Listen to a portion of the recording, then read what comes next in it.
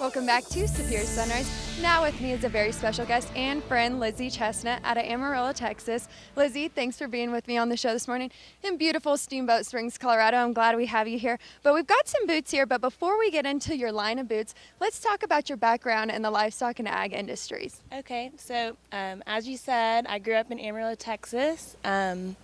Grew up wearing boots all the time. I remember getting my first pair of boots from my granddad when I was 3 years old, little pink boots, and named my dog Boots when I was 4 years old. Just always been a boot lover. I did have a couple weird stages in there, pink streak in the hair, but I grew out of it. Started collecting boots again in my early 20s and wearing them around, and just decided I ran out of closet space, so I needed to get in the business.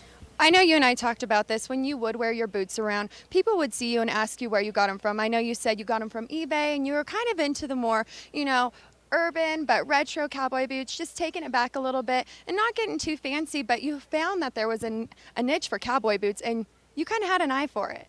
Yeah, that's exactly right. I would scour eBay and Etsy and find old retro boots, as you said, and I'd wear them around, and people would say, "Where did you get those? Where did you get those?" And that's when I kind of knew there was a niche for that style.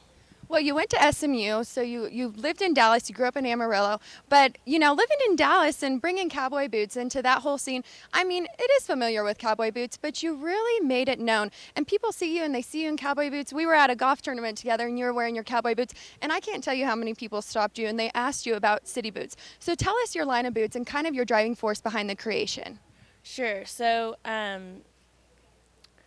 I like tall tops and a more round toe, so that's kind of where I got started. But what I want to do is provide something different.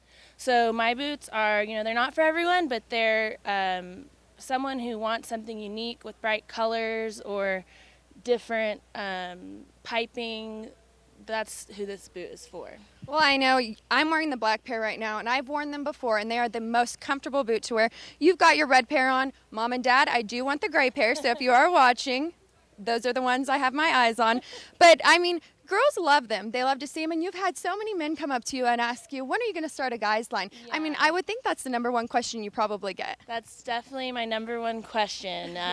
When you're going to start a men's boot? And the answer to that is probably in the spring they'll be available. But well, if people want to get a hold of you, I know you have a website and you're on Facebook and you're on Instagram. How can they go about finding you? Yeah, so you can buy my boots on www.cityboots.com and then follow me on Instagram at citybootsofficial. Well, thank you for joining me this morning. When we come back, Todd Tieberman, stay with us. Don't go anywhere.